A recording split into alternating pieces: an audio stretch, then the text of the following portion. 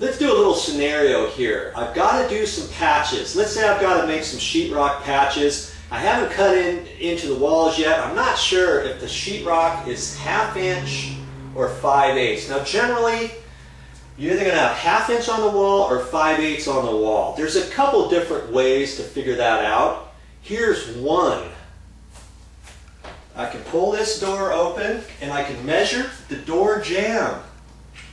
Generally, that's going to go where the 2x4s are, and it's going to cover up the sheetrock edges too. So when I measure this, I got 4 3/4. Now my 2x4s, generally, a 2x4 wall is going to be 3.5 inches. So if your rough wall is 3.5 inches, and if you have 1/2 inch sheetrock on both sides, how wide is your overall wall going to be? 4.5 inches, right?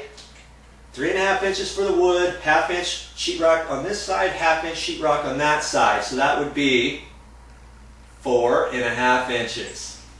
Okay, but when I measure this, that's 4 3/4. So I know that on these walls I should have 5/8 on both sides, because I got 5/8 and 5/8. 5/8 sheetrock here, 5/8 sheetrock on this side. That's 1 1/4 plus my wall, which is 3.5. That comes out to 4 3/4.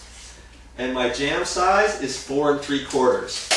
Now sometimes that works, other times that doesn't work. Just in case maybe they put a wider jamb in here and the trim is going in at an angle. I mean, there's all kinds of different things. So the safest way, well, another way would be to take a plug cover off your electrical outlets. Make sure that your power's off to your plug, and maybe you can look in there and kind of poke around in there and see how thick your sheetrock is there that way.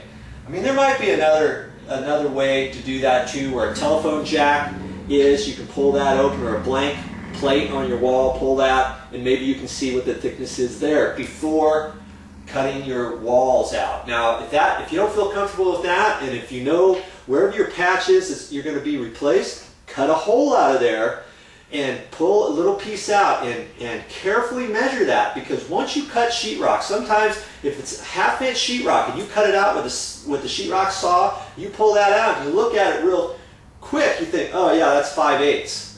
Well, maybe it's not 5/8, because when you cut it with the saw, it folded the paper back and it made it just a hair wider.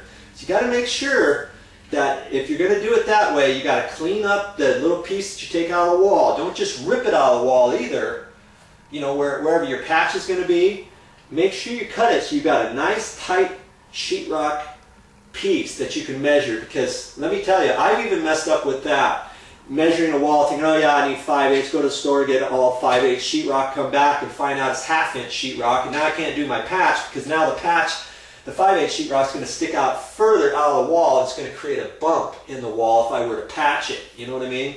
So now I had to stop what I was doing, go back to the store, and get 1/2 inch sheetrock. So think a little bit before you get your sheetrock for your sheetrock wall patches.